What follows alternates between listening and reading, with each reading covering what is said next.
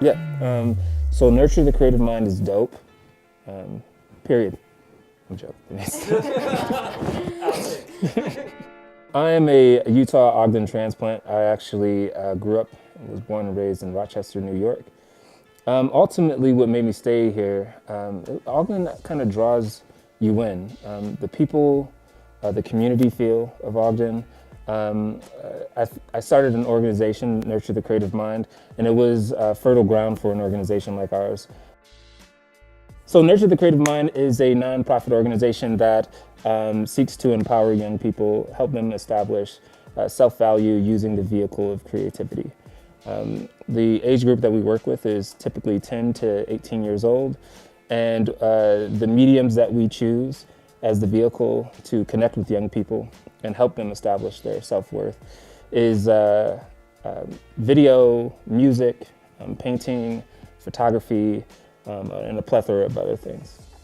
So Nurture the Creative Mind has been established for about 11 years. 6 of those years we've been in Ogden. And a rough estimate of how many young people we've impacted is about 15,000. Not one student has ever paid for any of the programs that they participate in.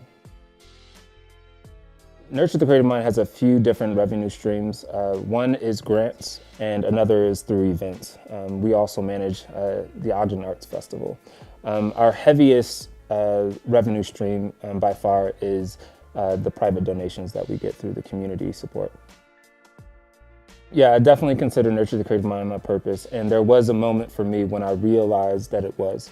That moment came about after working with a group of young ladies at Solstice Treatment Center and conducting workshops on self-expression through poetry.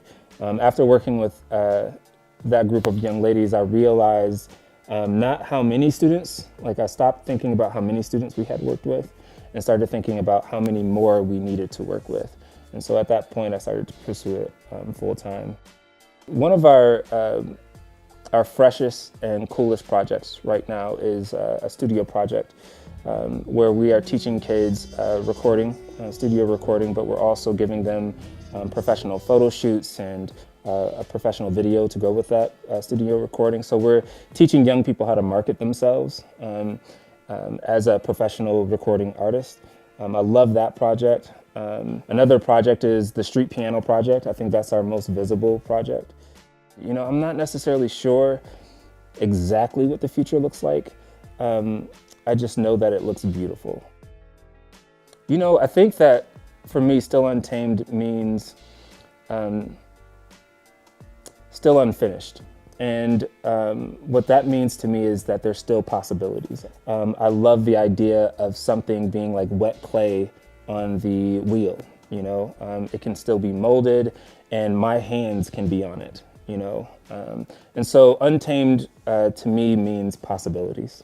You know, there is nothing more beautiful to me than to have the opportunity to help young people see themselves.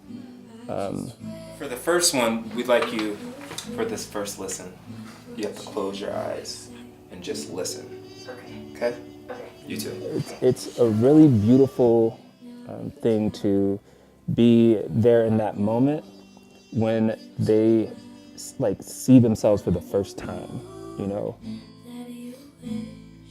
And they realize that they are valuable and they begin to like believe in themselves. So to be able to have that opportunity and for parents and students to be able to trust me, there's something really, there's something nurturing about that. It's almost like I get to, in some ways, I get to nurture myself while nurturing them, you know, and so it's just a really great opportunity. I look at it as a blessing, to be honest with you, that I get to be able to do this as a living.